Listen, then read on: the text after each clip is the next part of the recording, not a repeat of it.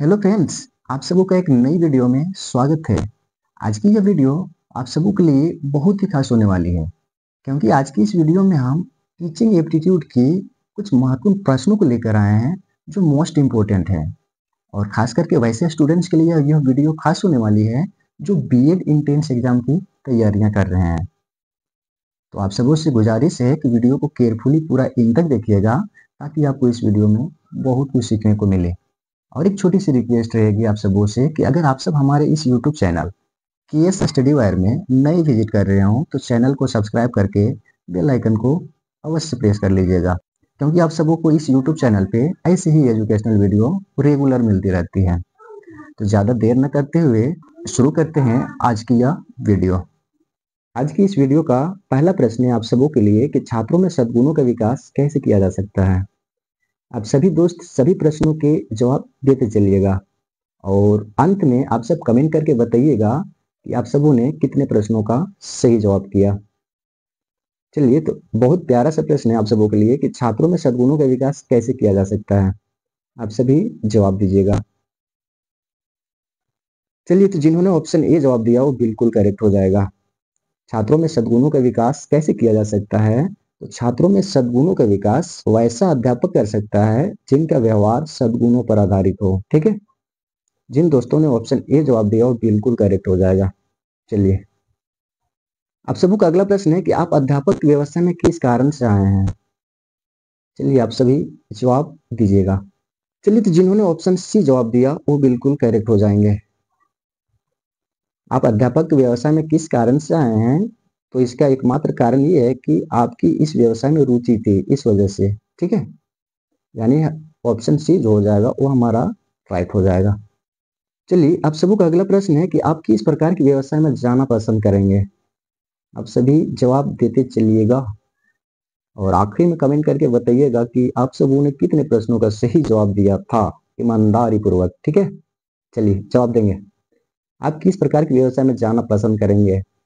चलिए, तो इसका करेक्ट ऑप्शन हो जाएगा ऑप्शन सी, जिसमें आपको शांति मिल सके। आप किस प्रकार के व्यवसाय में जाना पसंद करेंगे, तो जिसमें आपको शांति मिल सके। ठीक है, जिन दोस्तों ने ऑप्शन सी जवाब किया वो बिल्कुल करेक्ट है। चलिए, आप सबों का अगला प्रश्न है कि अध्यापकों की प्रोन्नति का आधार क्या होना चाहिए। जवाब देते चलिएगा। प्रश्न है कि अध्यापकों की प्रोन्नति का आधार क्या होना चाहिए। चलिए, तो इसका करेक्ट ऑप्शन हो जाएगा ऑप्शन डी, उसकी पिछले वर्षों में शैक्षिक अभिवृद्धि। जिन दोस्तों ने ऑप्शन डी जवाब किया है वो बिल्कुल करेक्ट हो जाएंगे। अध्यापकों की प्रोन्नति का आधार क्या होना चाहिए, तो उसकी पिछले वर्षों में शैक्षिक अभिवृद्धि। ठीक है, आप सबों का अगला प्रश्न है कि एक शिक्षक को साधन संपन्न होना चाहिए, इसका अर्थ क्या है। चलिए, जवाब देंगे आप सभी। चलिए, तो इसका करेक्ट ऑप्शन हो जाएगा ऑप्शन सी, उनको अपने विद्यार्थियों की समस्याओं को हल करने का पर्याप्त ज्ञान होना चाहिए। ठीक है, एक शिक्षक को साधन संपन्न होना चाहिए, इसका अर्थ क्या है, तो उनको अपने विद्यार्थियों की समस्याओं को हल करने का पर्याप्त ज्ञान होना चाहिए। ठीक है, तो जिन दोस्तों ने ऑप्शन सी जवाब दिया वो बिल्कुल करेक्ट हो जाएंगे। चलिए, आप सभी जवाब देते चलिएगा। ठीक है, चलिए बढ़ते हैं अगले प्रश्न की ओर। आप सबों का छठा प्रश्न है कि शिक्षक व्यवसाय में शिक्षक के गुण क्या हैं। जवाब करेंगे आप सभी। बहुत ही प्यारा सा प्रश्न है कि शिक्षक व्यवसाय में शिक्षक के गुण क्या हैं। आप सबों का ऑप्शन ए शिक्षण कौशल का ज्ञान, ऑप्शन बी विषय वस्तु का ज्ञान, ऑप्शन सी नैतिक गुणों का ज्ञान और ऑप्शन डी उपयुक्त सभी। चलिए, जवाब देंगे आप सभी। चलिए, तो इसका राइट ऑप्शन हो जाएगा ऑप्शन डी उपयुक्त सभी।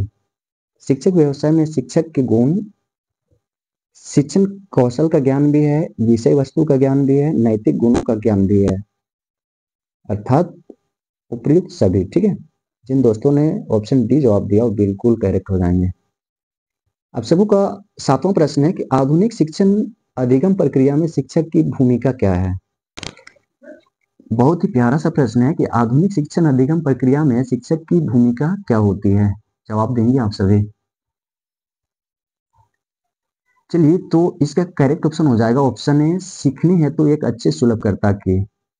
आधुनिक शिक्षण अधिगम प्रक्रिया में शिक्षक की जो मुख्य भूमिका वो क्या होनी चाहिए, सीखने हेतु एक अच्छे सुलभकर्ता की। ठीक है, तो जिन्होंने ऑप्शन ए जवाब दिया वो बिल्कुल करेक्ट हो जाएंगे। चलिए, तो आप सबों का अगला प्रश्न है कि अध्यापन व्यवसाय के प्रति आपका क्या दृष्टिकोण है? आप सभी जवाब देते चलिएगा। चलिए, तो जिन्होंने ऑप्शन बी जवाब किया वो बिल्कुल करेक्ट हो जाएंगे।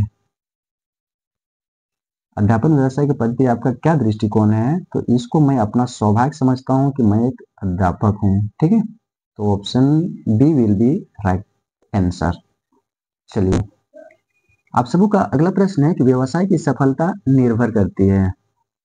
बहुत ही प्यारा सा प्रश्न है कि व्यवसाय की सफलता किस पर निर्भर करती है। अब सभी जवाब देते चलिएगा।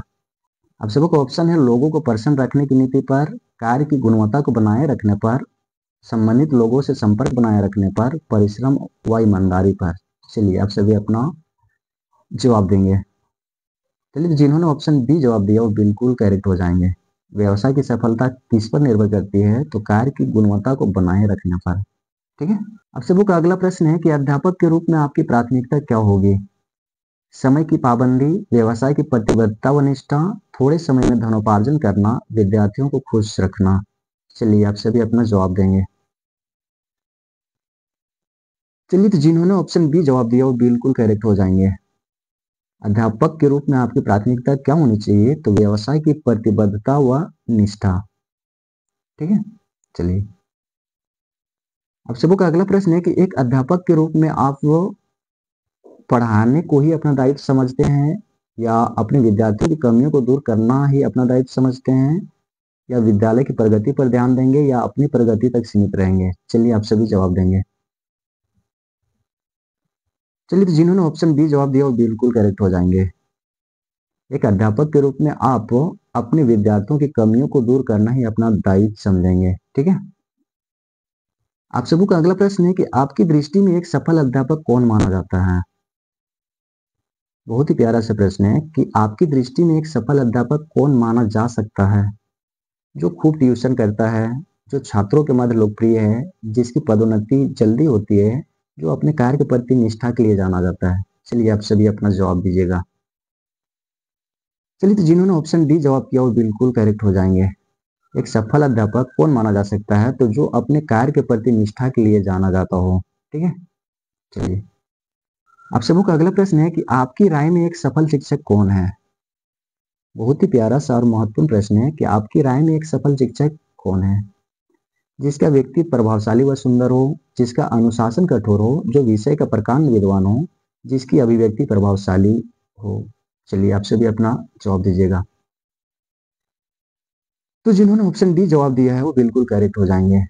एक सफल शिक्षक कौन है? तो जिसकी अभिव्यक्ति प्रभावशाली होती है। ठीक है, अब सबों का अगला प्रश्न है, शिक्षक को अपने कार्य में दक्ष होने के लिए अपनी विषय संबंधी नवीन पुस्तकों का अध्ययन करना चाहिए, छात्रों से दोस्ती करना चाहिए, छात्रों को नोटिस लिखना चाहिए, उपयुक्त सभी। चलिए, आप सभी अपना जवाब देते चलेंगे। तो जिन्होंने ऑप्शन ए जवाब दिया वो बिल्कुल करेक्ट है। शिक्षक को अपने कार्य में दक्ष होने के लिए अपनी विषय संबंधी नवीन पुस्तकों का अध्ययन करना चाहिए। ठीक है, जिन दोस्तों ने ऑप्शन ए जवाब दिया वो बिल्कुल करेक्ट हो जाएंगे। चलिए, चलते हैं अगले प्रश्न की ओर। चलिए, तो अगला प्रश्न है कि एक अच्छा अध्यापक विद्यार्थियों के मध्य बढ़ावा देता है प्रतिद्वंद्विता की भावना को, सहयोग की भावना को, प्रतियोगिता की भावना को, तटस्थता की भावना को। चलिए, आप सभी अपना जवाब दीजिएगा। चलिए, तो जिन दोस्तों ने ऑप्शन बी जवाब दिया वो बिल्कुल करेक्ट हो जाएंगे। एक अच्छा अध्यापक विद्यार्थियों के मध्य सहयोग की भावना को बढ़ावा देता है। ठीक है, तो जिन दोस्तों ने ऑप्शन बी जवाब दिया वो बिल्कुल करेक्ट है। चलिए, आप सबों का अगला प्रश्न है कि एक उत्तम शिक्षक वह है जो छात्र में वांछित व्यवहारगत परिवर्तन करता है, पाठचर्या को संप्रेषित करता है, मौखिक रूप से ज्ञान प्रेषित करता है, सूचना का वर्णन करता है। चलिए, आप सभी अपना सही ऑप्शन चूज कीजिएगा। चलिए, तो जिन्होंने ऑप्शन ए चूज किया वो बिल्कुल करेक्ट हो जाएंगे। एक उत्तम शिक्षक वह है जो छात्र में वांछित व्यवहार और गत परिवर्तन करने का काम करता है। ठीक है, चलिए, आप सबों का अगला प्रश्न है कि एक शिक्षक की सबसे महत्वपूर्ण चुनौती है प्रश्न पत्र तैयार करना, शिक्षण अधिगम प्रक्रिया को आनंदप्रद बनाना, विद्यार्थियों से उनके गृह कार्य करवाना, कक्षा में अनुशासन बनाए रखना। चलिए, आप सभी अपना जवाब दीजिएगा। तो जिन्होंने ऑप्शन बी जवाब दिया है वो बिल्कुल करेक्ट हो जाएंगे। एक शिक्षक की सबसे महत्वपूर्ण चुनौती क्या है? तो शिक्षण अधिगम प्रक्रिया को आनंदप्रद बनाना।